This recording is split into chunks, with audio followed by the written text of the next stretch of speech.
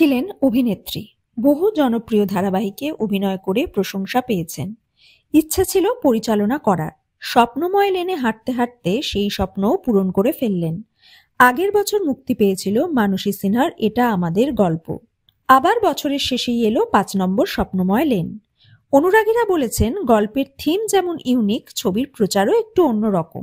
টোটো করেও হলো বাংলা ছবির প্রচার। গসিপি বঙ্কে কি বললেন মানসী সিনহা, জেনে নিন। এই যে নর্থেও তোমার ৫ নম্বর স্বপ্নময় লেনের হলটা পেলো, এক্সপেকটেশন কতটা ফুলফিল হলো? শনি রবিবারের বাজার।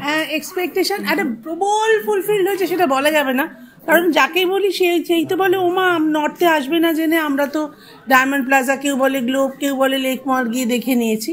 আমার যেটা উদ্দেশ্য ছিল যে নর্থে অনেক সিনিয়র মানুষ আছেন যারা মানে এইটুকু জার্নিও করতে পারবেন না, মানে যারা অপেক্ষা করেছিলেন যে আমি নর্থে একটা হল পেলে আসবেন, তারা টুকটুক করে আসছেন। মানে প্রথম দিন আমার দর্শক হয়েছিল 16 জন, তারপরে হলো 32, আজকে বেড়েছে আরও। তো ঠিক আছে, বেশি দিন থাকবে না আমি জানি, আরও পরপর নানা ছবি আসছে। আমার ছবি তো একটা সময় হল থেকে চলে যাবে, কিন্তু ওই যাদের আমি দেখাবো ভেবেছিলাম সেই মানুষগুলো কিন্তু হাতে লাঠি নিয়ে, বা যে বৌদি সে দূরে যেতে পারে না সে, তারা আসছেন, টুকটুক করে আসছেন। অনেকেই বলেছিল এত বড় বড় ছবি, খাদান, সন্তান, তার সঙ্গে তোমাকে আসতেই হবে, তুমি তো কিছুদিন পরে আসতে পারতে। একদম তাই, আমি তো ফাঁকা সময়, যেরকম আমার এটা আমাদের গল্প ফাঁকা সময় রিলিজ করেছে, সেরকম যে সময় কোনো ছবি নেই সেরকম ফাঁকা সময় রিলিজ করতেই পারতাম। আমার প্রডিউসার তিনি কিন্তু ওনার একটা কথা মনে হয়েছিল যে কথাটা আমি বলেওছি আগে, যে যুদ্ধে যদি নামতে হয় তাহলে সেরাদের সঙ্গে যুদ্ধে নামা ভালো। হ্যাঁ, তাহলে আমার যুদ্ধ করার ক্ষমতা কতটুকু সেটাও একটা আন্দাজ পাওয়া যায় নিজের, অন্যকে আন্দাজ দেওয়ার নেই আমার কাউকে দেখানোরই নেই, সেই জায়গাটাতেই আমি এখনো পৌঁছইনি।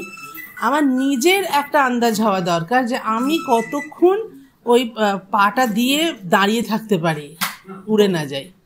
সেই আন্দাজটা আমাদের নিজেদের পাওয়ার ছিল, সেই জন্য লড়াই করা। সেরাদের ছবি এখনো চলছে, সেই সঙ্গে হলে আমাদেরও ছবি চলছে, ঠিক আছে। কিন্তু এই যে তোমার ছবি দেখে কেউ কাঁদছে, কেউ নিজের সঙ্গে কানেক্ট করতে পারছে, এটাও তো একটা বিশাল প্রাপ্তি।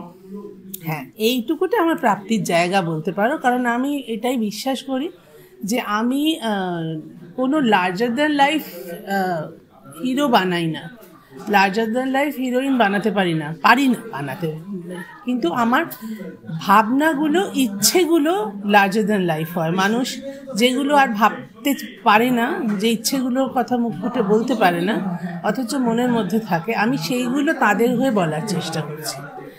সেইখানে মানুষ নিজেদেরকে রিলেট করছেন, ওই চরিত্রগুলোকে দেখে মানুষের মনে হচ্ছে এটা আমার কথা বলছে। এমন কোনো চরিত্র নয় যাকে আমি ছুঁতে পারবো না, আমার চরিত্রগুলোকে মানুষ নিজেরা ছুঁতে পারেন, এইটুকু আমার ভরসার জায়গা বলতে পারো।